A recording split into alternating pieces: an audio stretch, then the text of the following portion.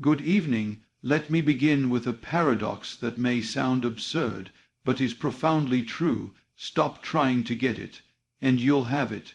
You see, the very act of trying implies its absence, and when something is absent in your awareness, the world, like a faithful mirror, can only reflect that absence.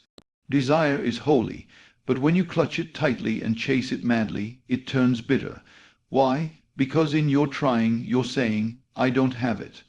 The universe listens to that declaration and echoes it back. You don't. But what if instead of striving you paused? What if you closed your eyes and assumed the gentle feeling of the wish fulfilled?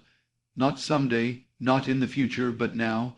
Let me remind you, imagination is not a fiction. It is the fabric of reality.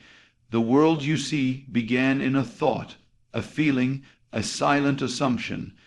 If you wish to change your life, don't force the outer world to move. Step into the state where the thing you desire is already yours. Wear it like a garment, walk in it, speak from it, feel the joy of it, not as a future hope, but as a present truth. When you do this, something strange happens. You stop trying and you start being. Trying is the language of separation. Being is the language of unity, and what you are one with must appear. Do not be fooled by appearances. Do not check the world for proof. That is like planting a seed and digging it up every hour to see if it's growing. No, plant your desire deep in the soil of self-assumption, water it with feeling, shine the light of belief upon it, and then rest, yes, rest, because creation is finished. All possibilities already exist. You are not creating your desire. You are selecting it, tuning into it like a frequency. And to tune in, you must become still. The more you chase, the further it runs. The moment you stop chasing and know it's already yours, it turns back to meet you. This is not laziness. This is higher intelligence. This is spiritual technology. So tonight, I leave you with a challenge. Stop trying, and instead, dwell in the silence of having. Be the person who has already received. And watch the world bend to that invisible, powerful knowing. Thank you. Desire is the seed, not the struggle. This is the beginning of all true creation. It is not a forceful act, not a pursuit marked by sweat and frustration, but rather the quiet spark that arises within, pointing to a hidden knowing. This is possible. This is yours. Desire is not a curse to be conquered or a temptation to be tamed. It is divine instruction. It is not the fire of lack. It is the whisper of becoming. But we have learned to treat desire as a problem, something we must solve with effort and action, something outside of us to chase, conquer, earn. This is the great misunderstanding. When you feel the stirring of desire, the world teaches you to act, to strategize, to hustle, to prove yourself worthy of it.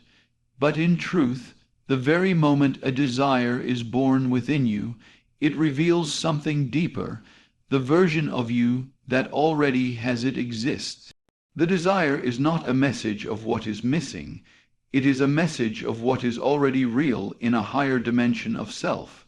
In the unseen, it is done, but we do not believe this. We are conditioned to believe in effort. We have built entire systems around the idea that striving is noble, that to deserve a thing we must struggle for it, as if the universe hands out blessings through merit and sweat. And so we fight, we push, we beg, we declare, I want this, and then pour our energy into convincing the world that we are worthy of it. But that very wanting is where the problem begins, because wanting is the language of separation. Wanting says, it's not here. And when you say something is not here, the world will show you it is not here. The law is simple. What you are conscious of being, you become. And if you are conscious of being the one who lacks, that is what you will see over and over again. You must understand the sacred difference between wanting and knowing. Wanting is restless, knowing is quiet. Wanting vibrates with need, Knowing hums with stillness. When you want something, you are not yet aligned with it. You are looking at it as something other than you. But when you know it, you have already become it in consciousness. You are no longer trying to get it. You are simply allowing it to express through you, like a flower naturally blooming when the season is right. Desire, as the seed, contains within it the full image of its fulfillment. Just as an acorn holds the blueprint of an oak, so does your desire hold the finished reality. But the seed does not grow through struggle. It grows in stillness, in darkness, beneath the surface. It does not beg the soil to hurry. It does not doubt its unfolding. It surrenders to a process that is already written within it. And this is the way of true creation. You must plant the seed of desire in the fertile ground of imagination, and then you must rest, not in laziness, not in indifference, but in the deep rest of knowing. To know something is to live as if it is already so. This is not delusion. It is alignment with truth. You do not need the world to confirm what you know. In fact, you must resist the urge to demand proof from your surroundings, because the world is not the cause. It is the mirror. It reflects not what you desire, but what you assume. An assumption is born not from effort, but from inner certainty. You assume a thing when it becomes natural to you, when it is no longer an aspiration, but an identity. People often confuse this stillness with passivity, but nothing could be further from the truth. To know is the most active force in the universe, because knowing bends reality. It changes outcomes without visible effort. It rearranges people, events, time itself to match your inner state. There is a power in knowing that no amount of striving can match. When you try to force reality into shape, you are working with clay. When you know, you are working with the mold. You are shifting the original pattern from which all things form. Desire is only painful when you cling to it without transforming it. The pain is not in the wanting itself. It is in the gap between wanting and believing. To bridge this gap, you must let the desire be absorbed into your being. You must feel its fulfillment in your body. You must become so familiar with the reality of having it that not having it would feel strange. That is when the seed becomes the tree. That is when the desire becomes the experience. But this cannot be done through force. It is done through surrender, not surrender in the way the world teaches it, not defeat, but surrender in the highest sense, the surrender to what is already true. You stop trying to get it, and you start remembering that it is already yours, not because you deserve it, not because you worked for it, but because your being has chosen it. And what you choose with clarity of feeling must manifest. There is a kind of sacred laziness in this, not in action, but an ease of being. You move, but not from need. You act, but not to chase. Your outer motion is not to make it happen, but to align with what already is. The struggle dissolves, the pressure disappears. You are no longer creating from lack. You are selecting from wholeness, and in that state of silent knowing, things begin to move, doors open, paths clear. Coincidences align, not because you chased them, but because you tuned into the version of yourself who already has them. The seed knows it is the tree, and when you stop trying to get it, you'll realize it's already within you. Effort is a sign of separation. It may sound counterintuitive at first, especially in a world that praises hustle, grind, and the relentless pursuit of gold. But if you look closer, beneath the surface of all that movement, you'll see a deeper truth. When you are trying too hard, you are not affirming your power. You are revealing your distance from the thing you want. You are announcing, without words, that you believe it is not yours. The very effort itself becomes the evidence of disbelief. This is not a call to laziness, nor a dismissal of inspired action. It is a recognition of the difference between action born from fullness and action born from lack. When you *, know *, something is already yours, Your movement is gentle, unhurried, deliberate. You are not rushing to make it happen. You are simply allowing it to unfold. But when you don't believe, when you feel separate from your desire, you begin to strive, to grasp, to push, as though your force alone could bridge the gap between you and it. The more effort you apply, the more real you make the idea that you don't have it. That's the hidden contradiction. You may say, I want this, but your struggle screams, it's not mine yet, and I must fight for it. The world doesn't respond to your words. It responds to your state of being. And your state is always revealed by the energy behind your actions. True power is quiet. It does not shout. It does not flail. When you truly have something, you don't chase it. You move from it. You carry the stillness of ownership, not the restlessness of pursuit. Think of someone deeply confident, not because they are trying to prove something, but because they simply know who they are. That kind of confidence is magnetic. It draws things in, without noise, without effort. Effort, when it is excessive and desperate, tells a very clear story. I am not enough without this. And that story keeps the thing you want just out of reach, because your vibration, your emotional signature, is wrapped in lack. The law of life is that you get more of what you are, not what you wish for. If you are trying, you are being someone who doesn't have. If you are being, you are someone who already does. This is why so many people struggle with manifestation. They believe they are doing all the right things, affirming, visualizing, taking action. But underneath all that doing is a heart that says, I'm still not sure. I still don't believe it's mine. And so, the universe continues to reflect that uncertainty. You cannot trick life. It always mirrors your most honest inner state, not your rituals, not your practices, but your asterisk feeling asterisk. Trying is rooted in fear. It is driven by a sense of inadequacy, by a belief that you must compensate for some invisible lack. But being, true being, requires no compensation. It rests in the certainty of I am. When you try, you are on the outside looking in.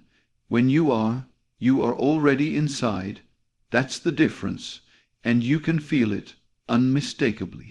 One is tense, the other is relaxed. One reaches, the other receives. We've been trained to think that struggle equals value, that the more we suffer, the more we earn what we want. But this is not spiritual truth. It is cultural conditioning. In the realm of consciousness, the only price for what you desire is the state of having it, and you can only enter that state by releasing the need to prove anything, by stepping away from the desperate effort and into the quiet certainty of alignment. You might think, but isn't action necessary? Of course. Action is part of the process, but the asterisk quality asterisk of your action matters more than the quantity. Are you acting from panic or peace? Are you trying to force results, or are you allowing them to arrive through aligned movement? Inspired action feels light. There is no resistance in it. It flows. But effort rooted in disbelief feels heavy, burdensome. You can always tell which one you're living from by how your body feels. Tension is a sign of separation. Ease is a sign of union. Even in relationships, you can see this pattern. When someone tries too hard to win affection, they often repel the very connection they seek. Why? Because their effort carries the vibration of I am not enough. But when someone feels whole within themselves, their mere presence draws others in. It's not what they're doing, it's who they're being. The same principle applies to money, to success, to healing. When you're constantly trying to fix your situation, you're declaring that something is broken. And that declaration keeps the wound alive. But when you begin to embody wholeness, to move as though it's already healed, already abundant, already done, that is when the shift happens. Not because you earned it through struggle, but because you became the version of you who naturally lives it.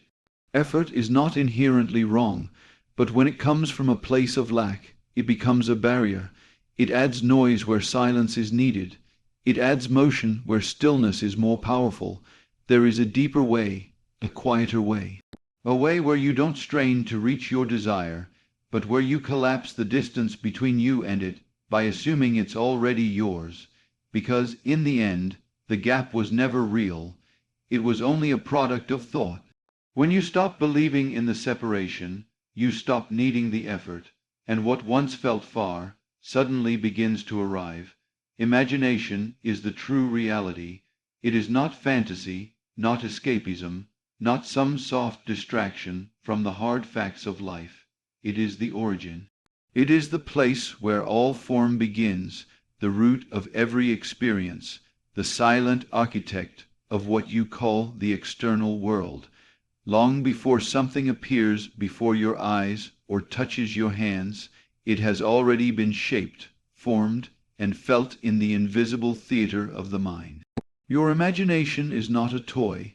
It is the womb, and whatever you nourish within it will take shape outside of you, whether or not you believe in the process. We are taught to rely on our five senses. We're trained from childhood to value what we can see, measure, weigh, touch, and hear. But the senses are late to the party. They only report what has already happened. They are not creative, only reactive.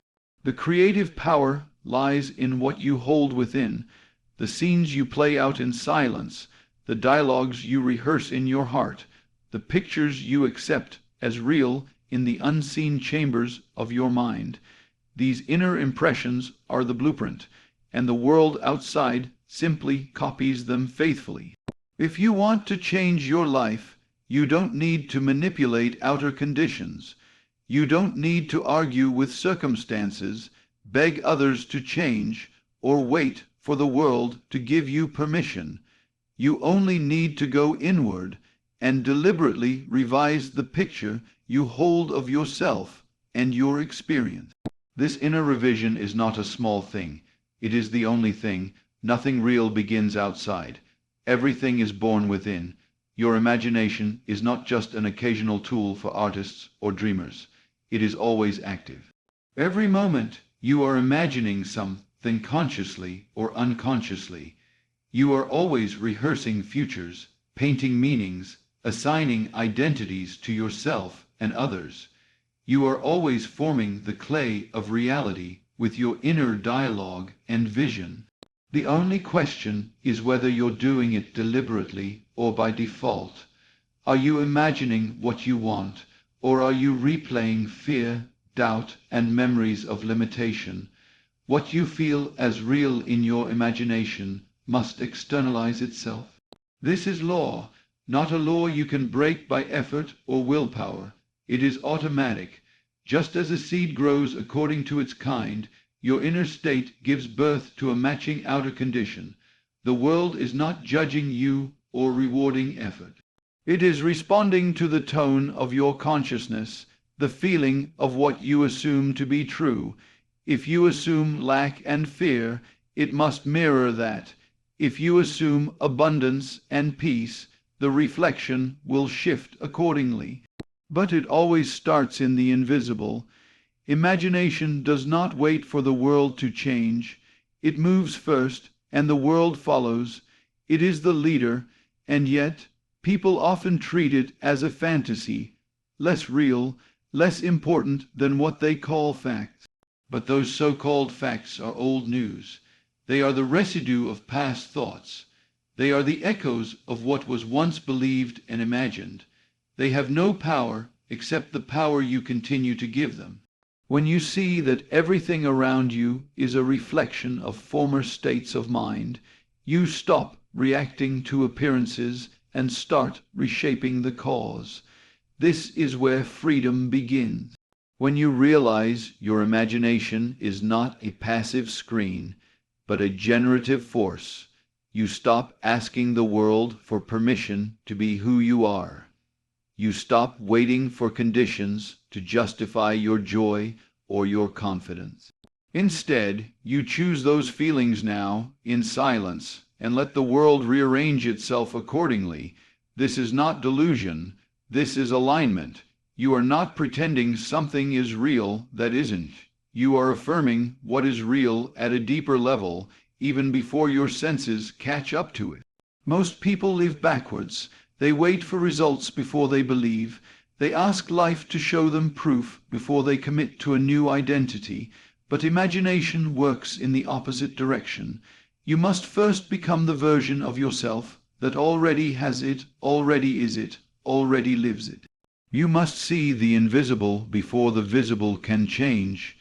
You must feel the truth of it internally, even while external facts still reflect the old version of you. This is the test of faith, not in something outside, but in the creative power within you. When you deliberately enter into a scene in imagination and feel it to be real, you plant a seed in the soil of consciousness. That seed will grow just as surely as a physical seed becomes a plant. You don't need to know how. You don't need to force it. You simply need to live in that state, revisit it with feeling, and trust that the unseen knows how to bring itself into form. Just as the child in the womb develops without the mother micromanaging each detail, your imagined state knows how to express itself in perfect timing. Your role is to remain faithful to the vision, not just once, but as a way of being. This is not a momentary visualization, but a shift in identity. You are not trying to get something. You are becoming someone, and in that becoming the world adjusts, doors open, people appear, circumstances move. Not because you fought to make it happen, but because you assumed the truth of it, and imagination, being the true reality, had no choice but to unfold it. You didn't manipulate the outer world. You entered a deeper law, and the outer world simply responded. To live this way is to live from the inside out. It is to stop bowing to circumstances and start claiming your creative role. Your outer life is not happening to you. It is happening through you, and the center of that process, the origin of every outcome, is your imagination. Treat it not as a fantasy, but as the sacred place where reality begins. It is not where you escape. It is where you create. Live from the end, not toward it. This is the great key that unlocks creation, and yet it is the one most often overlooked. We are conditioned to move in straight lines, to set goals and chase them, to put the desire out in front of us like a carrot and labor endlessly to reach it. But this path, while logical to the rational mind, is not the way consciousness works. Consciousness does not move through time, it creates through assumption. The end is not something you arrive at through effort. It is something you enter into by accepting it now as your present state. To live from the end means to dwell in the feeling that your desire is already fulfilled, not one day, not soon, now. This is not about pretending or lying to yourself. It is not a mental game of make-believe. It is about identifying so deeply with the version of yourself that already has what you want, that it becomes natural to you.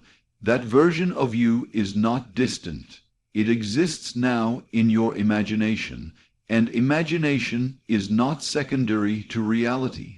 It is the true cause of reality.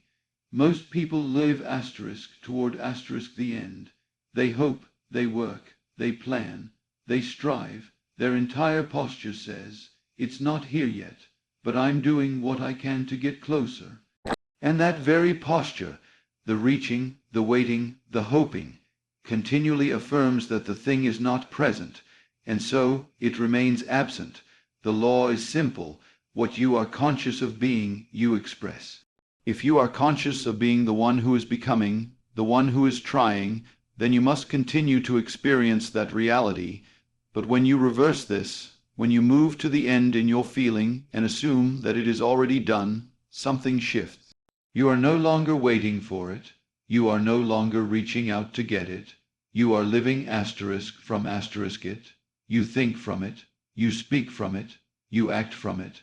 And because you are rooted in that state, Life organizes itself around your new identity.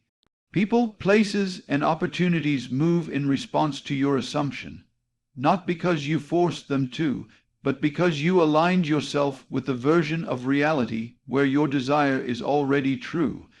To live from the end is to surrender the question of how. You don't worry about the mechanics. You don't dissect the possible routes or obsess over the timeline. You rest in the knowing that it is done. You walk in the world with the quiet certainty of someone who no longer needs to achieve the thing, because it has already happened within. And this inner conviction, this inner alignment, radiates outwards and shapes the external world to match. This is how all real change happens, not through struggle, but through identity. You don't change your life by chasing things. You change your life by changing the version of yourself you are being. You step into the end. You assume it so fully that it begins to feel normal. And what feels normal to you, life treats as truth. Think of any area of your life where you desire change. Maybe it's love, maybe it's money, maybe it's healing. Whatever the desire, ask yourself, who is the version of me for whom this is already real? What does that version feel? How do they walk, speak, think? And can I begin to embody that now, not as a trick, not to manipulate outcomes, but because it is my truth in the unseen. The imagination is not asking for proof. It is giving birth. It does not negotiate with appearances. It creates new ones. When you feel yourself as already having the thing, you are not asking reality to agree. You are informing it of a new decision. You are placing yourself at the center of a new world, and you are doing it not by might or manipulation, but by simple assumption. This is the secret all great teachers have pointed to in different words. Believe that you have received and it shall be yours. Not believe that you will receive. Not believe that you might Believe that it is already done. The feeling of fulfillment must precede the form. Just as the roots grow before the flower blooms, so must the inner state come before the outer expression. When you live from the end, you let go of the timeline. You're no longer watching the clock or checking for signs. You are steady in the feeling. You are settled in the knowing. You return to it again and again, not out of desperation, but because it feels like home. You aren't trying to get it. You're living as though it is simply a part of you now, unremarkable in its presence. And in that naturalness, that assumption of already being, the outer world cannot help but conform. Living from the end is not a denial of the present. It is a redefinition of it. You are not escaping into fantasy. You are aligning with a deeper reality that already exists within. You are recognizing that you are not bound by what appears.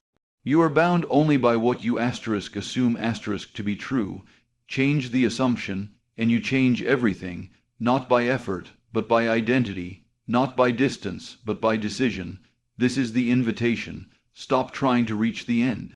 Be it, feel it, assume it.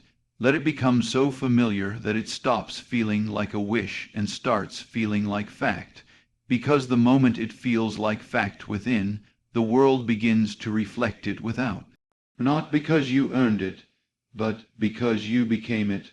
Let the old man die, not with bitterness, not with struggle, but with clarity and willingness. The old self, the one who doubted, feared, lacked, hoped without believing, longed without receiving, that self must go, not because it was wrong, but because it no longer serves who you are becoming. You cannot carry the old identity into the new experience. The version of you that lives in lack cannot walk into the life of abundance. The two are incompatible, and so A kind of death must occur, not a physical one, but a death of assumptions, of emotional habits, of identity. This death is not to be mourned. It is a sacred transition, a deliberate shedding. The old man, the self rooted in the memory of failure, the story of not enough, the fear of unworthiness, has done his work. He kept you safe for a time. He helped you survive. But now, if you are to live in alignment with what you desire, you must release him completely. You cannot resurrect your future while clinging to the corpse of your past. We all carry within us certain narratives, stories we've told ourselves for years, patterns we repeat without noticing. I'm not good enough. Nothing ever works out for me. I've always struggled. These are not facts. They are habits of consciousness, and as long as you believe them, you live them. The old man is not one person. It is every version of you that accepted limitation as truth, and those versions must dissolve if you are to embody the one who already has asterisk. Creation does not respond to your effort. It responds to your being. You cannot trick life into giving you something by pretending to be someone new. You must become that person inwardly, and to do that, you must stop being the one you were. You must say goodbye to the you who begs for change, the you who doubts if it's possible, the you who waits for permission or proof. That self may feel familiar, it may feel safe, but it cannot walk with you into the reality you now claim. Letting the old man die means you stop arguing for your limitations. You stop explaining why things are hard. You stop identifying with wounds and conditions and begin identifying with the truth of your being. The truth is, you are whole. You are already what you seek to become. You are already connected to all that you desire, not by effort, but by assumption. And the only thing standing in the way is your continued allegiance to the idea that you are not. This death is not dramatic. It is quiet. It happens in the stillness of a moment when you say, I will no longer be that version of myself. It happens when you refuse to think from old patterns, when you catch the thought that says, I can't, and you let it pass instead of feeding it. It happens when you choose to speak from the place of fulfillment, rather than waiting for circumstances to justify new words. The old self wants to survive.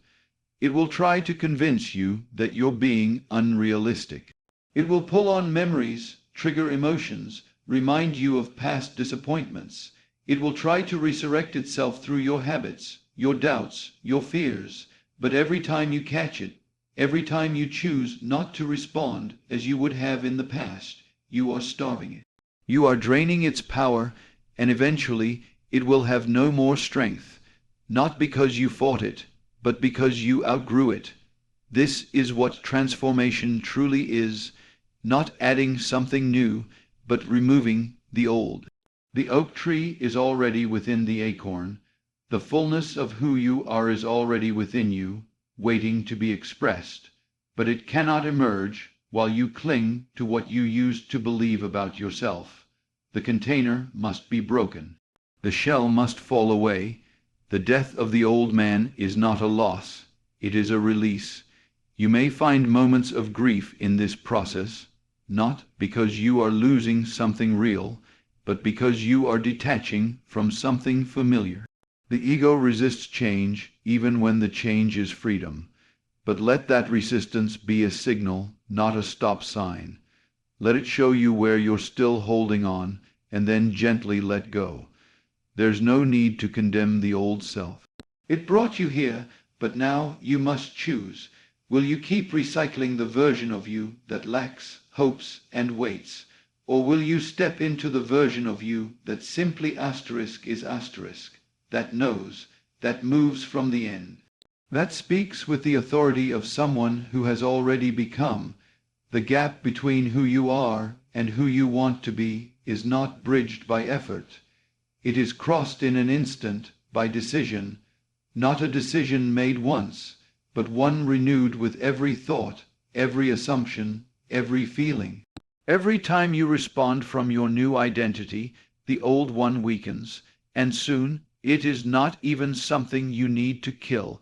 It simply falls away, forgotten, because you no longer feed it with your belief. This is the sacred invitation of transformation. Die daily to what no longer serves you. Step out of the grave of your past self and walk in the full authority of who you choose to be now, not someday. Now, the new man is not waiting. He is already here, beneath the noise, beneath the memory, beneath the fear, and he can only live when you let the old one go. Consciousness is the only reality. It is not one part of your life. It is the cause of it. There is no power outside of it, no force greater than it, no truth beyond it. Everything you experience, everything you call real, is a mirror of your own inner state. What you are conscious of being, what you consistently accept as true of yourself, is what shapes and sustains the world you walk through. This is not philosophy or theory. It is law. You are not a victim of conditions. You are the author, whether you know it or not. There is no separation between you and your world. The division appears only because you think you are the body, the personality, the name, the history. But beneath all that form, you are awareness itself, pure, formless, silent, but infinitely creative. This awareness is not passive. It does not observe neutrally. It gives life to whatever you place within it. If you are conscious of being poor, unwanted, sick, or alone, it is not because those things are objectively true. It is because you have accepted them, often unconsciously, as your reality, and so they continue. You are always expressing what you are conscious of being. This is not something you can turn off. You are not imagining only when you close your eyes to visualize. You are imagining all day long, with every thought you repeat, every emotion you feed, every inner conversation you replay. The state you return to most often becomes your dwelling place, and your world takes shape to match it. If you want to change your life, do not chase circumstances. Do not try to manipulate the mirror. The mirror will only ever reflect what is in front of it. Instead, turn inward and change what you are aware of being. That is the only true shift you ever need to make. If you become deeply aware of being loved, your world will rearrange itself to reflect love. If you become conscious of being successful, life cannot help but yield opportunities, results, and relationships that align with that state. The outer follows the inner as surely as day follows night. This is why trying to get something often fails. The very act of striving keeps you in a state of lack. You may want wealth, but if you are conscious of being poor, no amount of action will truly change that. Even if results appear, they will be temporary or incomplete, because you have not changed the root. You cannot hold on to abundance while being inwardly tethered to scarcity. The moment your consciousness returns to not enough, the outer will echo that belief. You are not punished for your state of consciousness. You are simply matched. Life is not cruel. It is precise.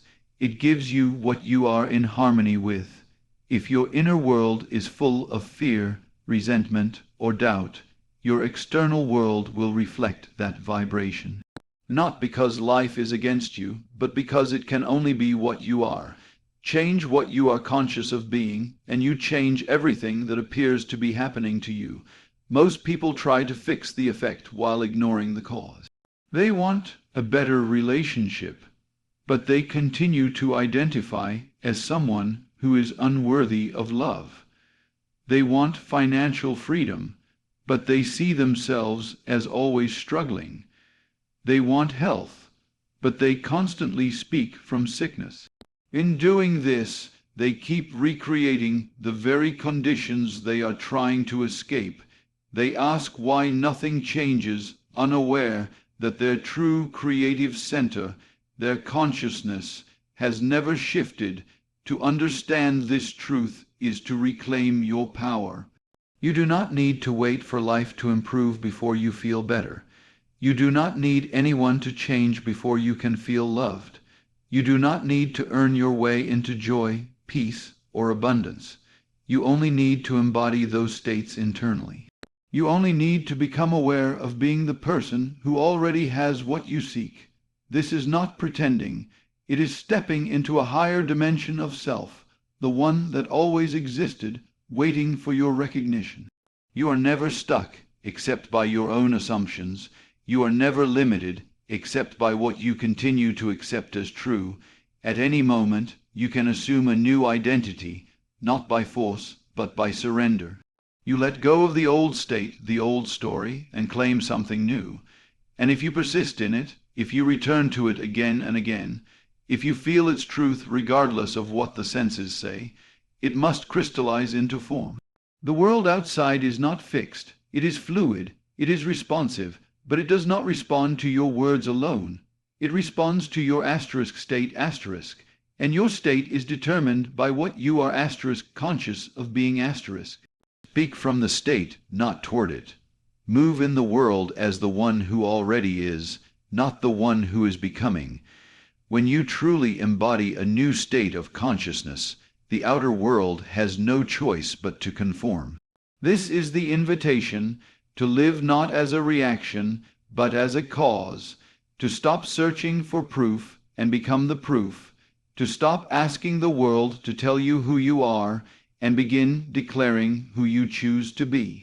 You are not the echo, you are the sound, you are not the reflection, you are the light. All things proceed from within, and the within is your consciousness. Nothing else creates, nothing else is needed. Surrender is not weakness. It is not resignation. It is not the act of giving up on what you want. In truth, surrender is the highest form of strength, because it is the conscious act of letting go of resistance. It is the release of effort, not the abandonment of desire. It is not retreat. It is alignment. When you surrender, you are not walking away from your dream. You are merging with it. You are allowing it to be true now, in your inner world, without demanding that the outer prove it first. You are giving up the fight to control and instead stepping into the quiet knowing that all is already done. Most people are trained to struggle. They are taught to believe that unless you fight for something, you won't get it. That unless you hustle, strive, compete, and push, nothing will come. And so they live in a state of constant tension, grasping, waiting, doubting, questioning. But this very posture of struggle reinforces the idea that what they desire is far away. Every effort to make it happen declares to the deeper mind, I don't have it yet. The more they try to possess it, the more they affirm its absence. But surrender says, I already am. Surrender says, it is done. It requires you to drop the need to make it happen and instead dwell in the assumption that it already has. Not someday, not eventually, now. This is not passive. This is not daydreaming. It is the deliberate act of becoming emotionally and mentally one with your fulfilled desire.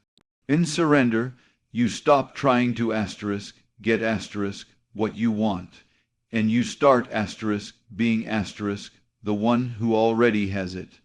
To surrender is to remove the tension between you and your desire.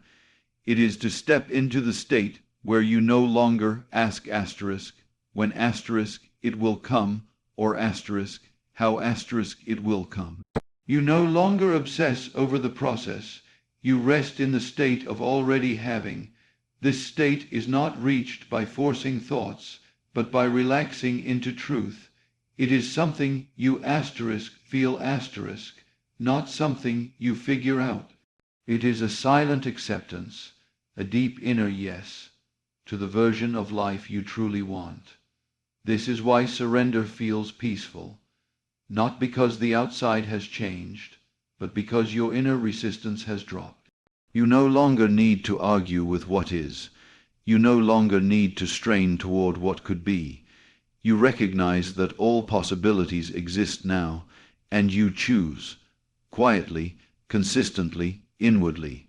to identify with the one that you desire to experience. And in this identification, something powerful happens. Life begins to reflect back to you what you have already accepted within. You no longer push the river, you flow with it. You don't demand signs or force outcomes. You trust that your assumption is enough. You hold the feeling gently, like a secret between you and life itself, and the more naturally you can dwell in that state, the faster it must externalize. Struggle, on the other hand, always leads to delay. Not because effort is inherently wrong, but because struggle usually stems from fear, from the belief that what you want might not happen, that you must compensate through action, that if you don't try hard enough, you'll miss your chance.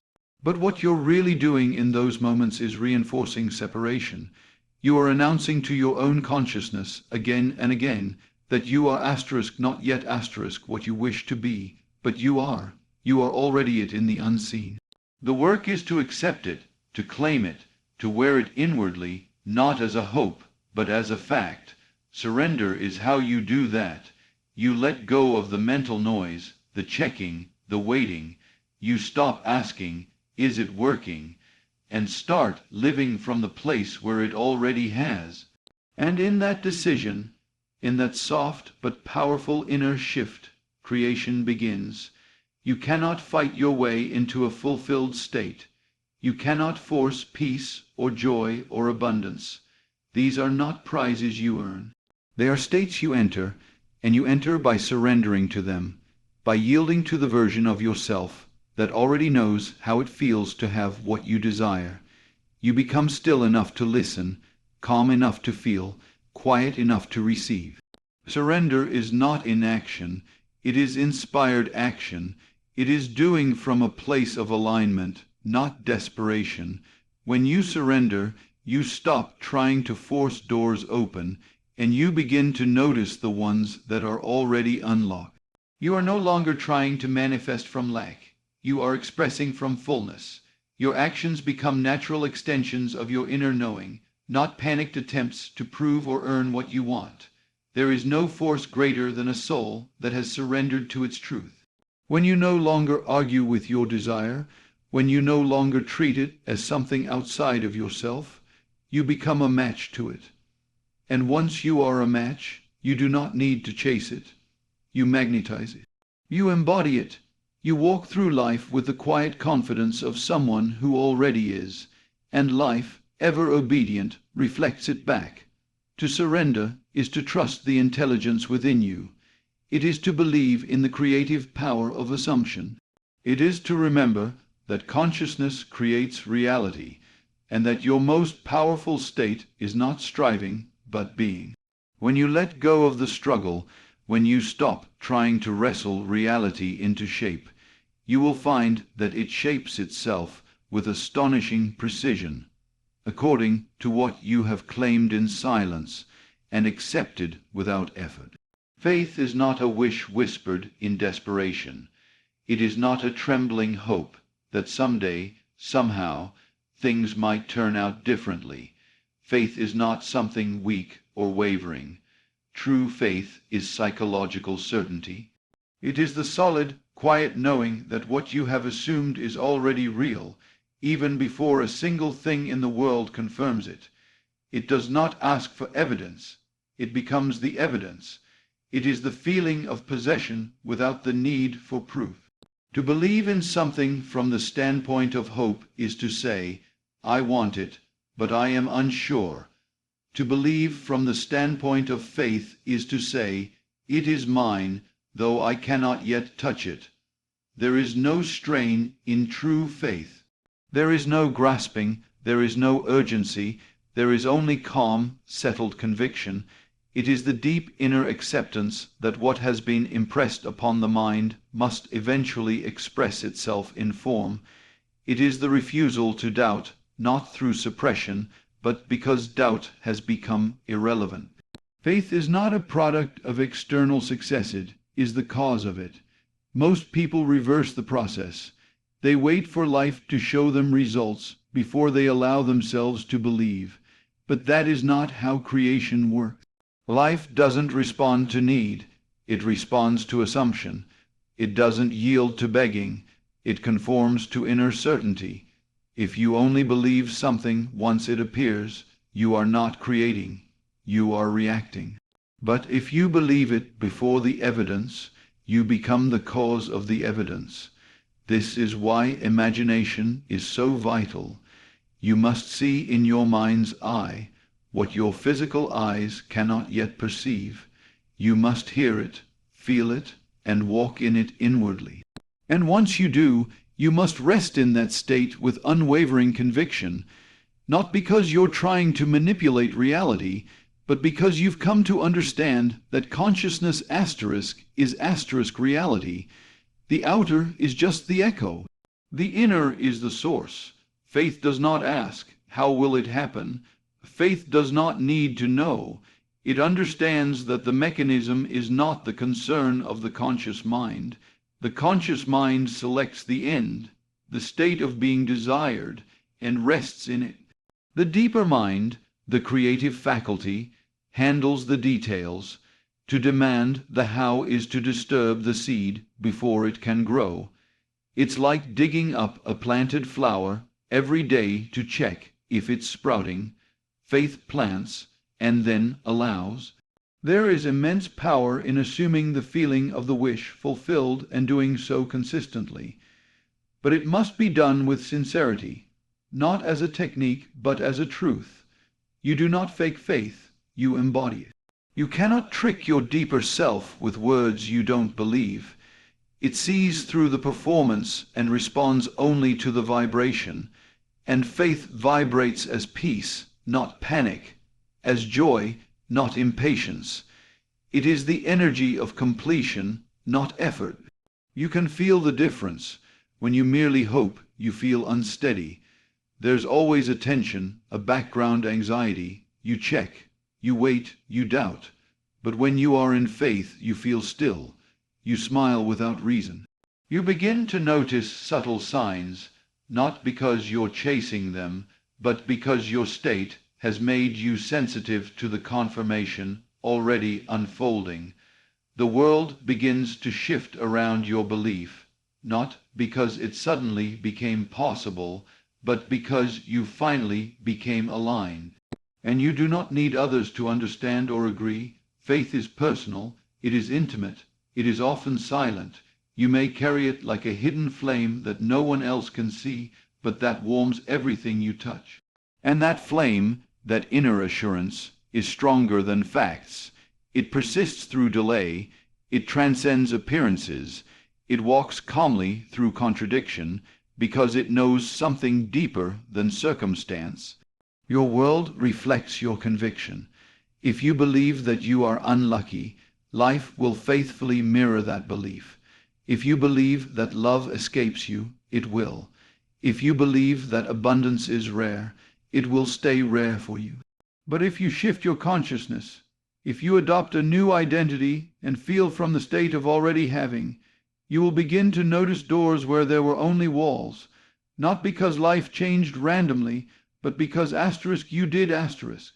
Faith is not a one-time declaration. It is a state you return to again and again, regardless of what seems to be happening. It is persistence in imagination.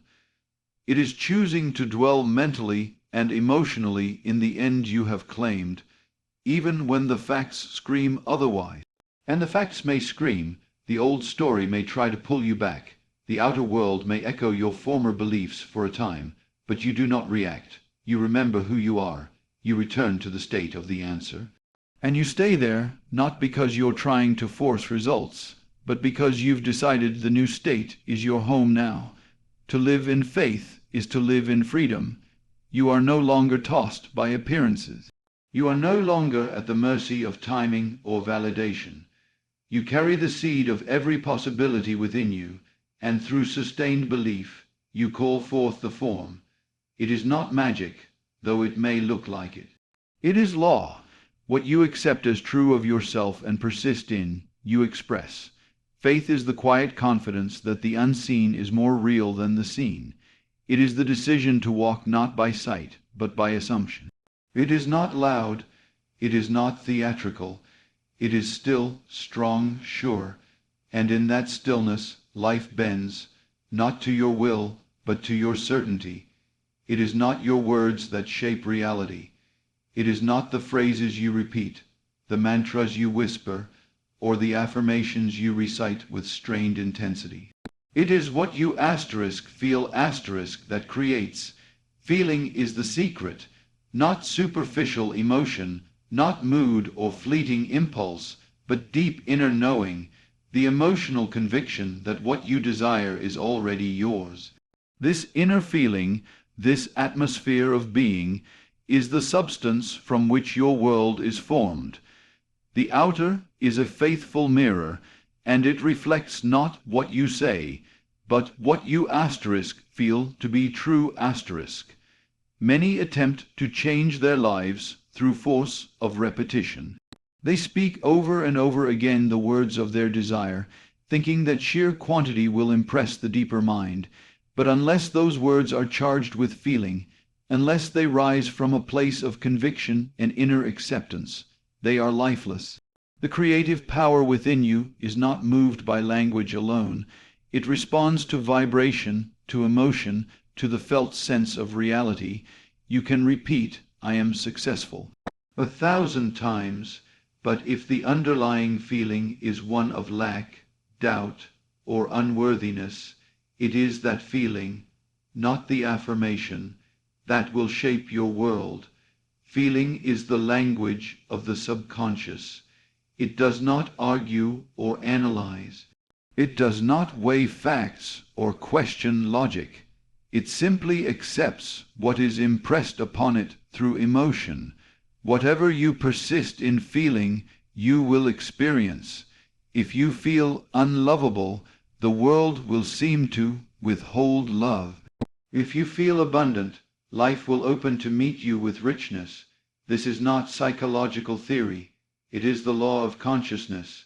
The feeling of the wish fulfilled is the key to all manifestation.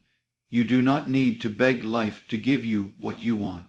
You need only assume the state that your desire is already fulfilled. You must feel from it, not toward it. The difference is profound. To feel toward your desire is to imagine yourself moving towards some future goal. To feel from your desire is to assume you are already there. You inhabit the feeling of having, not wanting, and in that shift from longing to possession, creation begins. This is why desire alone is not enough. Everyone wants something. Everyone has hopes and dreams and visions of a better life, but wanting is not creation. In fact, desire without feeling often becomes frustration. It keeps you in the energy of lack, always reaching but never arriving. The only way to fulfill desire is to merge with it emotionally. You must wear the feeling of your wish fulfilled like a garment. You must move through your inner world as though it is already so. And when you do, the outer world cannot help but conform. There is no power in sterile imagining. The picture in your mind must be alive. You must hear the sounds, see the sights, and most importantly, feel the outcome. What would it feel like if your dream were already real? That is the question that unlocks everything. That is the secret. Not what do I need to do, not how long will it take, but can I feel it now? Can you enter into the state of the answered prayer? Can you assume the emotion of already being the person you wish to become? When you succeed in doing so, even briefly, you plant the seed of change, and if you persist in that feeling, if you return to it often, if you refuse to be pulled out of it by appearances, that seed will take root. The outer world may not shift instantly, but it must shift, because it is not separate from you. It is a projection of your sustained inner state. Change the feeling, and the form follows. You have done this many times unconsciously. Every fear, every doubt, every persistent worry you've held has shaped your life. You felt something deeply, whether wanted or not, and life responded.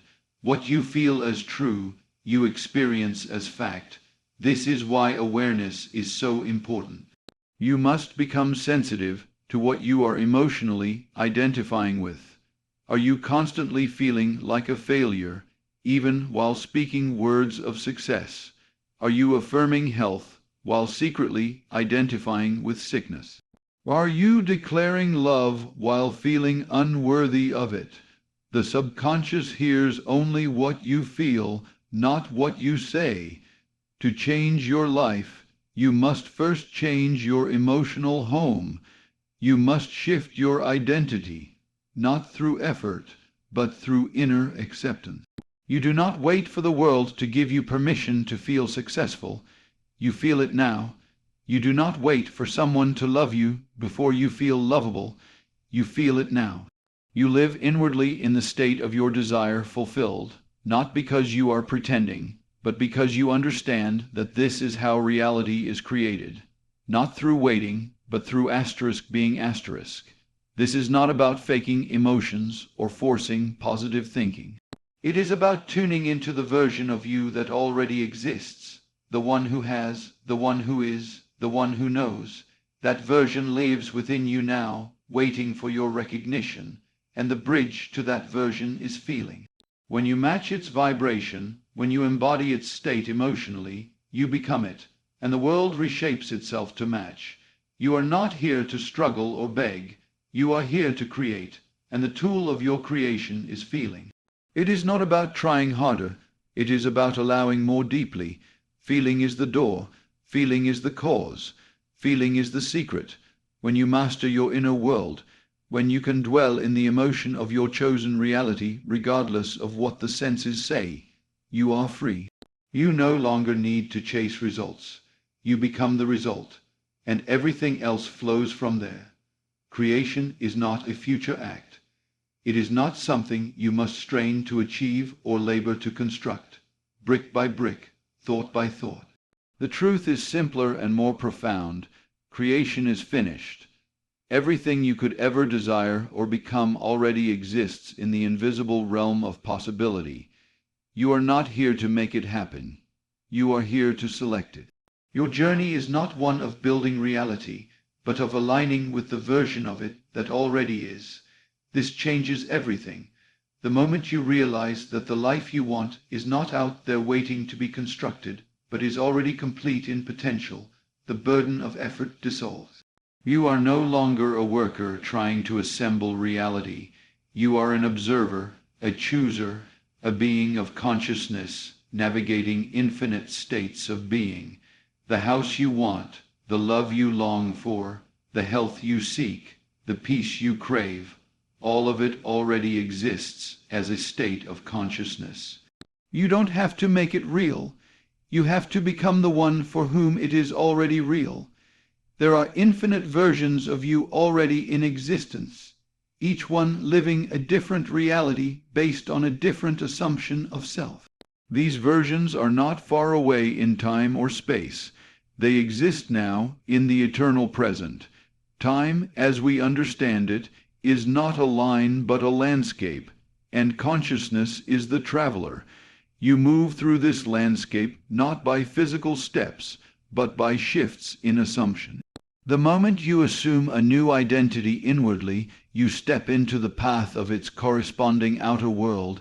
You do not pull that world toward you. You enter it. To create, then, is to select. Like tuning a radio, you are not generating the broadcast. You are choosing the frequency. You are moving your attention from one possibility to another. Each frequency already carries its own music, its own experience. You don't compose the song. You decide which one to hear. In the same way, you don't need to make your dream come true. You assume the state of its fulfillment, and in that assumption, you enter the life where it is already true. This is why imagination is so powerful. It is not a toy of the mind. It is the portal to your chosen reality. When you imagine vividly, emotionally, and repeatedly, you are not simply daydreaming. You are rehearsing the state of a future self. And as you do, that state begins to feel more natural, more normal, more you asterisk. And once it becomes natural, it becomes visible. What you normalize internally will crystallize externally. Most people make the mistake of thinking they have to do more, become more, change more in order to deserve or create what they want. But this belief only affirms the absence of the thing. It keeps the desired state at a distance by making it conditional, but there are no conditions in consciousness. You are always creating, always selecting, always radiating a state.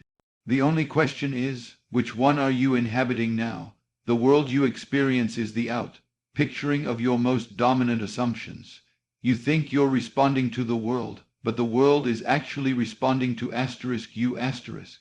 It is responding to the state you dwell in, whether that state is lack or fulfillment, fear or confidence, unworthiness or love.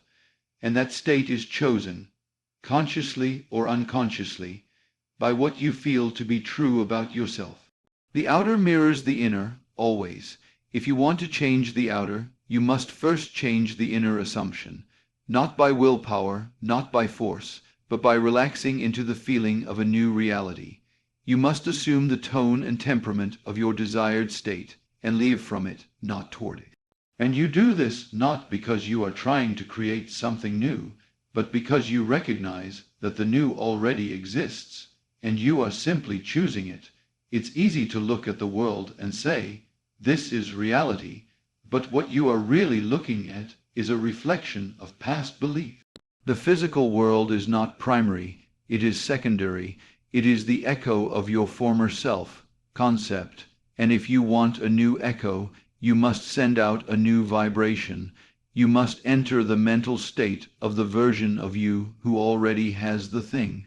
That version exists right now, not in the future, not in your imagination as some fantasy, in consciousness, in the unseen. Creation is finished. There is nothing to wait for.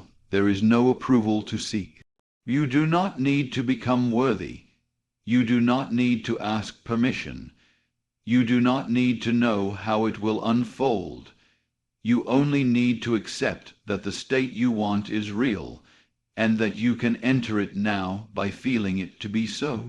And when you do, the world will reorganize, not instantly, perhaps, but inevitably, to match that inner selection. Life is not about pushing or pulling reality into shape. It is about recognizing that every shape already exists. Every outcome is complete in itself, and your role is not to construct the path, but to walk it inwardly until it becomes your outer path. The more deeply you can inhabit the state of your desire fulfilled, the more naturally it unfolds. The outer responds with astonishing precision to the inner conviction that it already is. You don't need to convince the universe. The universe is not outside you, you are it. You are the one shaping, selecting, and receiving, all through the state of consciousness you occupy.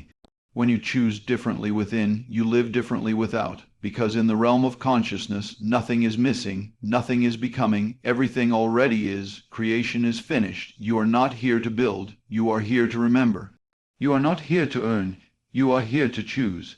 And once you choose, once you embody the state, it begins to unfold effortlessly, naturally, inevitably, as the world mirrors the you that you have become. There is a stillness beneath all motion, a silence behind every word, and a calm that exists even in the most chaotic moment. It is not found through effort or striving. It is not something to be achieved or earned. It is your center, your essence, your being.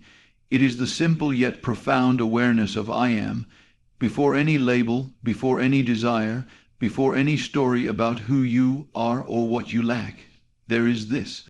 Pure awareness, unconditioned consciousness, the place from which all things arise and to which all things return. To be still is not to do nothing. It is not apathy or avoidance. It is a deliberate resting in the truth of your own being. It is stepping away from the noise of wanting and doing and becoming, and returning to the quiet recognition that all you could ever need or be is already present in this awareness. When you are still, you come home to yourself. You let go of the frantic need to fix, to chase, to make things happen. You stop running in circles trying to grab hold of life, and you realize that life is already flowing through you. I am. These two words are the foundation of all reality. They do not describe something outside of you. They point to the eternal presence within you that exists beyond identity, beyond circumstance, beyond time. When you say I am, you are not making a claim about what you have or what you want. You are recognizing that you are asterisk, that awareness itself is your source, your power, your access to all creation. It is from this state that all things are added unto you, not through force, but through flow. Most of the struggle in life comes from forgetting this center. You become entangled in the outer world, reacting to appearances, believing that fulfillment lies in the next thing, the next achievement, the next affirmation of worth. But each time you chase the external without grounding in the internal, you affirm separation. You say, I am not enough yet. I don't have it yet. I need to strive for it. But striving only affirms that you are not there. It pulls you away from the very state that would make it yours. To be still is to reverse that movement. It is to stop the mind's desperate search for solutions and drop into the knowing that the answer is already present. Not in the world, but in you, in your stillness, in your being, in the awareness that does not change even as the world shifts around it. When you are still, you are aligned. You no longer need to prove yourself, because you remember that you already are asterisk. You no longer beg for manifestation, because you realize you are the source from which all manifestations arise. Stillness is the secret behind all true creation. It is the fertile ground in which imagination plants its seed. It is the silence that allows inspiration to be heard. It is the space in which assumption can take root without resistance. In stillness there is no doubt, no contradiction, no inner conflict. There is only clarity. There is only presence, and from presence things begin to move, not through pushing, but through unfolding, not because you forced them, but because you aligned with their inevitability. When you return to the state of I am, you stop defining yourself by conditions. You do not say, I am poor, or I am broken, or I am unworthy. Those are stories layered on top of your being. They are not your truth. In stillness, those stories fall away. You see that before the fear, before the striving, before the pain, there was only awareness. And in that awareness, all things are possible, not because you beg for them, but because you recognize that they already exist within the infinite potential of your being. This is not a passive experience.